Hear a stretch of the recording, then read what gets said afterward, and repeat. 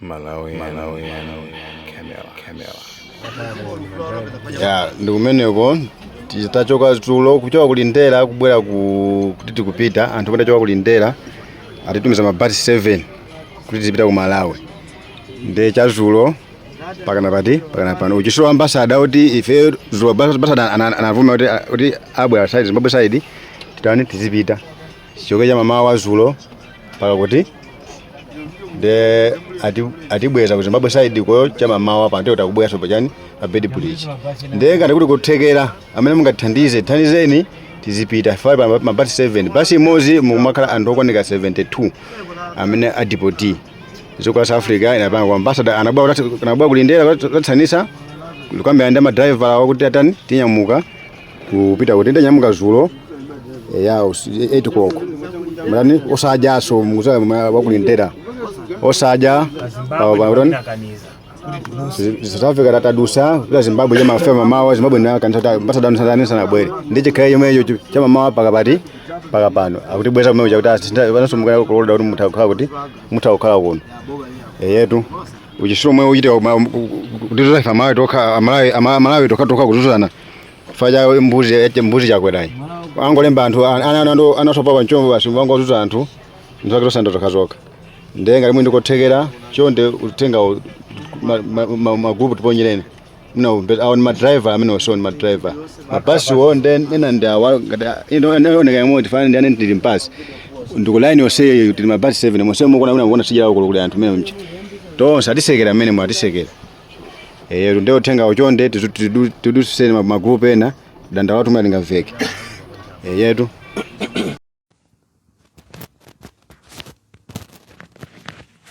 Situation in Malawi, 24th May 2025. We are also back here once again. As you have just seen or read on top of this platform, I've just said Malawians who are supposed to be deported to Malawi have been sent back after President Kuchokera rejected them to go home.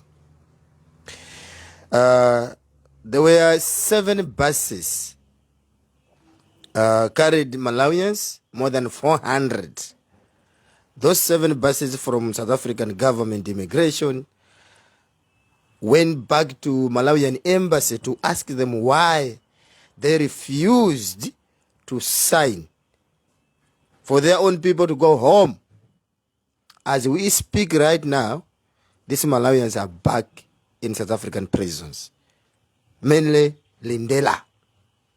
They are there. So I don't know why Kuchokera is refusing to accept his own citizen who are trying to earn a living in South Africa. This is bad. The dictatorship ya President Kuchokera has to be erased. Nkhani akiti makamba imene.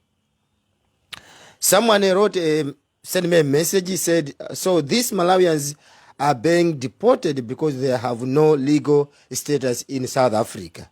But their own country does not want them back. Someone wrote this to me. How pathetic and sad is that? Their government would rather sit in a detention center for away than bring them back home. This is another good citizen dwelling somewhere far send me this message. Right? Boma la Malawi kukanika kulandira anthu ake. You know, this is the reason why Malawians are being rejected to or not to be approved to get asylum seekers in South Africa. You know why? It is because Malawians are economic immigrants. They are not refugees because there is no war in their country. We all know that there are some things that have to be followed. If you have a disaster in our country, you are qualified to be a refugee. If there is a war in our country, you are qualified to be a refugee. If there is these politicians looking for you you are also qualified to be called a refugee. So the reason why these Malawians are being rejected is because there is no war in Malawi. But let me assure the South African government that there is war in Malawi. Maybe you won't hear this. They won't tell you this. Yesterday, there was a SADC meeting in Zimbabwe. Chakwera with his empty-headed was also there. I'm sure he failed to address this issue that Malawians are facing in South Africa. I have been saying this, that there are supposed to be some human rights members or agents defending Malawians staying in South Africa. Malawians are being deported each and every day, right? Or being arrested each and every day for not having or for not staying in South Africa legally. We saw in Zimbabwe, they did fight for their own citizens in South Africa, who are in South Africa. Some of the Zimbabweans are having expired work permit, but they are still dwelling in South Africa. You know why? Because they discussed between Zimbabwe and South Africa. Why not Malawi? And wawawa samatikonda. I'm telling you. Ndeti katinga kale jonchi, if your own country is rejecting you, so where will these people live or dwell? Dear Baba, we are asking British Embassy, American Embassy to help us this issue. These Malawians cannot continue dwelling in prisons, and we are told also the reason why South African government decided to deport these Malawians home, it is because there is problem at Lindela prison where these foreigners are being kept. There is no water there. So it is a clear message that there will be an outbreak. Because we know the water is crucial. Water is life. You can't live without water. So there is no water at Lindela so far. That's why the South African government decided to send these people home. And this is South African taxpayers' money used to send these Malawians back home. Imagine, there is more than 600 kilometers from Johannesburg to Bedbridge. You can Google it. It's about 700 kilometers from Johannesburg to Bedbridge. South African government used its own money to deport these people. They did buy fuel. It is through South African taxpayers' money. And someone called Chakwera rejected these Malawians to go home. So my question to President Chakwera or Malawian embassy in Pretoria, that useless embassy, are you going to refund this money? This is sad. I'm telling you, Malawians. This is very sad. When we say these SADC leaders are not helping us, I mean this. They don't help us. And this is sad. That's why I always say, US Embassy, British Embassy, you are there. Please assist us. We are in critical condition where this useless president, he doesn't care about us, about the welfare of the citizens. So we need your help. We need your intervention. Please get involved. As we speak right now, more than 400 Malawians are back home. Are back in South Africa who were supposed to go home. Listen, this is Brother Salo. Watumiza audio hii. Ndikufuna kuti Amalawi noka muimvere. Right? Ndikufuna noka Amalawi muimvere. Brother Salo watumiza audio hii. Muimve kuti Brother Salo akuti chani. Ndikufuna kuti video live stream hii mupange share Amalawi ambiri amve. Right? Ndikufuna kuti mupange share Amalawi ambiri amve. And I also wanted to address this issue yonena kuti why more Malawians are flocking to South Africa. If it is Nigeria, I understand, because Nigerians are more than 100 million. That's why all of them, they can't stay in Nigeria. They have to split. We understand them. Even though Nigerian country is rich, Malawians is only 21 million. But you will see there are more than 10,000 Malawians in South Africa. Why? Because this government called MCP administration has failed. Ndiye akamati tamangisa tima dandaula mteba muno. Some of these Malawians also dwelling in South Africa are also partiti ndi ulamuliro wa chakwera. Ndiye mumveza brother Saul zimene wakamba tamvera noka sana pine patali.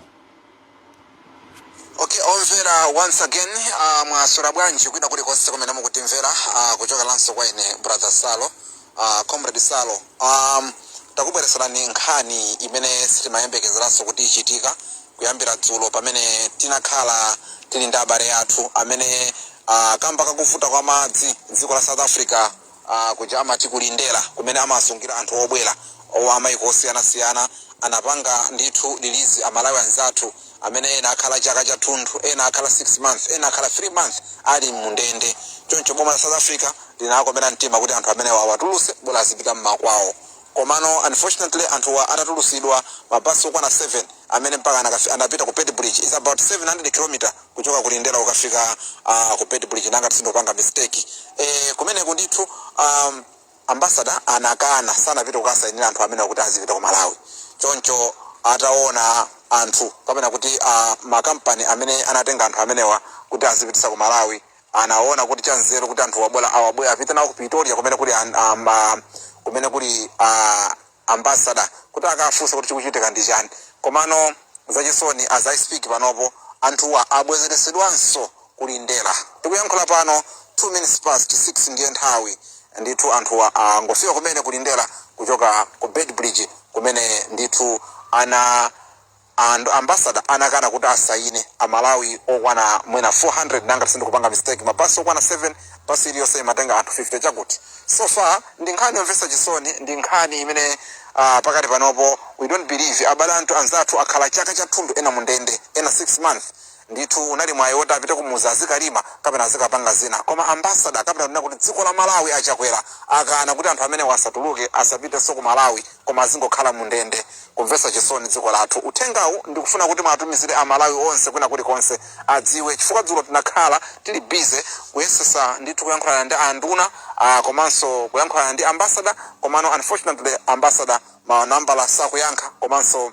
ena ambassador angodula. Choncho Amalawi uwu ndi moyo umene tikukhala nawo pakati panopo. Ife Amalawi timadalira kuno ku South Africa, ife Amalawi dziko la Malawi kuti lioneke bwino kamba South Africa. Choncho anthu ena ndi ma passport ndi anthu oti abale athu ena amapita ku business. Komano unfortunately anduna kapena kuti ambassador tinene. Choncho ambassador a dziko lathu amene amakhala ku Pretoria anakana kuwasainira awole apafu yochoka kwa president. Choncho nkhani jonena kuti achakwera akaniza kuti anthu amene wazipita ku Malawi bwana azikhala mundendebe popeza iwo achakwerawo sakufuna mtendere. Choncho nkhani ndi imene breaking news komanso bad news imene ndithu yangotigwera Amalawi anzathu amene anali kulindera anachosedwa kulindera dzana kuti azipita ku Malawi atafika ku Bed Bridge kumeneko ndithu ambassador anakana kuwasainira anthu amene kuti azituluka azipita ku alowe Mozambique. Tikuyankhula pano anthu onso abwezeresedwanso kubweranso kulindera is 100 kapena kuti 1200 km imene ayenda anthu amene kuyambira dzana komanso lero anthu amene osadya. Tikuyankhula pano abweranso kulindera kumene kulibe madzi, abweranso kulindera kumene kulibe zogonera. Allahu Akbar. Ambuye tithandizeni ndinu nokha chilichonse chili m'manja mwanu. Kuchokeranso kwa ine brother Salo ndingoti ambuye ndi wachisoni, ambuye ndi wakutha. Ni inshallah rahmani nkhani imene takubweresani madzulo ano ndi imene ambuye azikudalisani. Akulu Mr. Bright Kaipa ndikublokani. Monevesesa ndikublokani. We are not here to make jokes here. This is serious business. Don't come with what silly what you call it silly comments pa page pa ine panopa. Monevesesa iweyo ndi chakwera wako yo pantumbo pano Let me tell you that. Because anthu amene tikudandaula awa ndi Amalawi amene akuvutika. How you will feel your own brother being sent back ku Malawi kuja, munthu kuwapeza kuti wakwera mbasi muja sana ali anthu amene wawa. Ndi anthu awaso atumizidwaso kulindera kuja kumene mazi kulibe. So ngati pamalo palibe mazi anthu akhala bwanji pamalo palibe mazi, but you know that water is a life. So these people are being sent back to South Africa. Now you are saying that Boma government is this, the Chakwera is that. You must be stupid. You understand? If you tukupanga pano pakupanga demonstrate mwe wanthu, iwo kubwera pano pano makomenti opusa ngati amene wawo. Kodi mukupanga jani kuboma kwa Galwin? Mukupanga jani? Mukupwetekesatu mtima tu anthu. Chifukwa chake anthu akungokutukwana because you are useless people. You can't come here with a silly comment when if we are trying to defend the lives of Malawians. We are trying to protect the Malawians. Anthu akukhala muteba munomo sikuti anthu akufuna kubwera kunoko. It's not good, it's their willing, they want to dwell in South Africa, but there is nothing in Malawi there. So the government has failed to maintain this economy. That's why people are flocking all over. It's not even on there. And you can see yourself good. Tirindi, we got Zambia. There's Tanzania, Mozambique, Botswana, Lesotho, and Namibia. Why aren't Ambir, majority of them are not flocking to South Africa? You ask yourself. Because Mozambican economy cannot be compared to Malawian economy. Zambian economy cannot be compared to Malawian economy. Tanzanian economy cannot be compared to Malawian economy. Right? In Zimbabwe, we understand their situation because they did chase white people, so that had affected the Mnangagwa's or ZANU-PF's leadership. That's why we see a lot of Zimbabweans are also flocking wherever they want to go. In Namibia, their economy is not Malawian economy. In Botswana's economy is not like our economy. So the government itself, called Malawi, has failed to help these citizens. So SA, I'm talking about this South African government, they use their own taxpayers' money to deport these people. It's not Malawian government money. You know, let me tell you, they were going to punish this Malawian government. Because once they failed to kupanga fund kumene kuja kuti mabasa japite, Malawi tisimatumize ndrama. There are too much corruption in Malawi. They don't offer money to help these people in terms of transportation and all that. It is money from SA taxpayers' money. Ndiye uganize zona kuti how many kilometers from Johannesburg kupita ku Bedbridge is 700. Ndiye someone, and how many buses were there? 7 buses. As it is written there on top, more than 400 Malawians. Ndiye uone kuti basi jayo kuti yende kafika kumene kujago ndifike rochuluka bwanji. Basi ina iliyonse. And it's returned. That means it's 1,000 something, 1,400 kilometers. Go and back. Malawian embassy refused to sign. They have to go home. Going their own country and they are being rejected. This is the reason why you see these Malawians are flocking to South Africa. We are asking the President Ramaphosa to get involved in this issue. He must help us. He must find a way to help these Malawians dwelling in South Africa. That's why Malawi, what we are seeing like a democratic country, but Malawi is not a democratic country. There is a tribe war. The people who are leading right now are from Central region, and they don't like people, other tribes like Tumbuka, Tonga, Yao, Lomwes, Sena, Ngon. They don't like them. And you will see most of the people, they are commenting about Boma and Omwe. These are their own people. These are one of the beneficiaries. They don't want President Chakwera to be booted away. They want him to be there. Ndiye ife tukubwera pano kutipanga defend, wina kukomenta kuti Boma ndi Omwe. But this is sad, I'm telling you. And if you think this is joke, siku lina lake zizachitikira mtundu wa kwanu. Siku lina zizachitikira kumtundu wa kwanu ukoko. Ife tikamabwera pano pa sitimabwera pano kuti tizakhale ndi tsankho yayi. Timabwera pano kupanga defend wina aliyense ndi kupempha opposition imene kubwera kuti ikamafuna kuti ipange zinthu, isapange zinthu mokondera. Mchewa akuyenera kuti akondedwe. Right? Mlomwe, kaya mtonga, mtumbuka, kumpoto, pakati, kumwera. Ndife Amalawi, we are all one. North, South, Central. We are all Malawians. Right? Let us love one another. But why this Chakwera is refusing to accept his own people? Just because antu wakuti ambira ayo sakuchokera ku central. Ndi akaule. Uyu ndi president woipa uyu. Ndifuna ndikuza na mind abamu. President uyu ndi president woipa kwambiri. Ndrama wagirisa zosi zake, ndrama zondi za ku South Africa. Kutumiza antu kunyumba kuja kula akakhale kumene kuja, kuti azikaona zina ndi zina. Chifukwa kwanu ndi kwanu. You can't judge antu amene wawa amene anabwera kuno. Why anapita kumene ku? Anapita kumene kuchifukwa kuti munthu you can't sit there. Munthu sunga ngokhala. Chifukwa chake that's why people they are committing suicide in Malawi because there's nothing there. You got a family to look after. You can't pay bills. You can't do that. You can't do that because you don't have money. Then you are not a tree to stuck at one place. You have to move. That's why you see people are moving, going this way, that way, this way, because there's nothing in Malawi. This is a part of war, politics. Please give these Malawians papers to live. If there's no papers, then this government, we know they can't help us. That's why we want United States to help us. Ino mufuna choka tinyamuke tipite kwa embassy kwa America, embassy kwa America, uze zona kuti zimene zikuchitika. And you know we are Africans. We can't ask US embassy to recruit us to go to United States and live there as refugees. We can't ask the Canadian embassy to recruit us to go to Canada or to Europe. We are Africans, right? We want our African leaders to help us. We have seen so far Donald Trump helping his own people dwelling in South Africa who are being rejected there. They say they are rejected there. So Donald Trump has recruited his own fellow white people to go to United States. Why these African leaders are not helping us? It is better maybe to live in Nigeria, better, but Nigeria is far from Malawi. That's why here in SADC it's just close. SADC leaders, they can't even make one passport for free movement. SADC leaders, they can't make even one currency.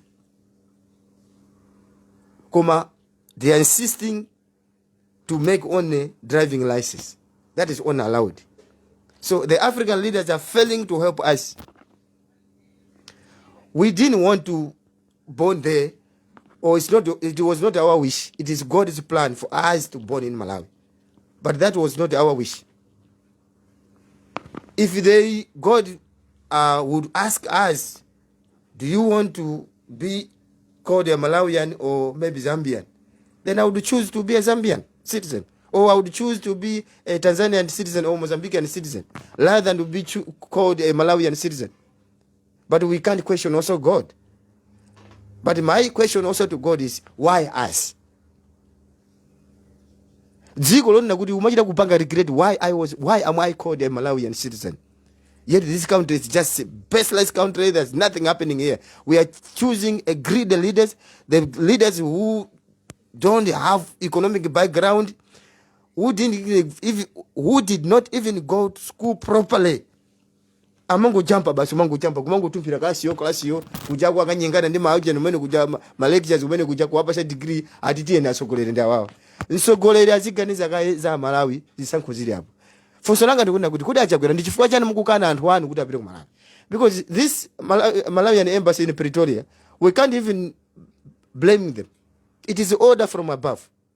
Sikuti embassy jaimango panga zinthu ayi zonse zimene zimachitika ku embassy kuja amakhala kuti president ndi amene walamula kuti zimene zichitike. Chakwera atangoti wangoimba phone kunena kuti let them come, they will come. Koma embassy ikukana chifukwa kuti Chakwera wanena kuti asabwere. That's why ababa ndapanga mention president Chakwera kuti he is rejecting his own people. So if you rejecting your own people, where do you think these Malawians will live? And this South African government, you can't even blame them also. They have done a great job. Knowing good there's no water running there at Rindela, let us send these people, otherwise these people will die. Tomorrow, and in normal, you will be the same people. If those Malawians will die there Rindela because there's no water there, then you will be the same people opening the case or going to International Criminal Court, opening case against South Africa. Why those Malawians were dying there at Rindela? Come on, the 40 years. Mukona zimene zichitika ino Malawi nokha ino ndifuna kuti ino mundiuze muona zimene zichitika ndi chilungamo chichi. President kukana anthu kuti akupita and ndrama zoza South Africa kuchita kuti ndrama izi zitiyeni anthu azipita mabasi awo registration South African registration number plate akutumiza si mabasi ya ku Malawi nakaka nakakuti anatumiza ndrama so embassy ndikukakana ati Malawian embassy meneyo. So whom are you representing in South Africa? Akuti basi ya ananyamuka mabasi ya you heard you listen to ku audio ja mabasi ya anapita ku South Africa amene Malawian embassy in Pretoria. Ndikukafuza kuti why are you rejecting to sign apa kuti anthu apite to go home. Ati sana apa sansala ndi mabasi ya kunyamuka kuchoka so amene pachaso ndi paliso ka distance kuchoka Pretoria kufika ku Johannesburg. Ndukasi anthu aja kulindira kuti basi anthu aja khale kumene kubasi kamene. Awakulu anthu akuvutika. Iwe ngati sikuvutika ndiye kuti uli pabwino. And the reason why these people are moving from there to this side is because munthu sungangokhala iyayi. Akwakulu tikufuna tipange bezinthu zina ndizo koma amweni boma ilili chakwera uyu chakwera uyu ndipo poetic sentima uyu.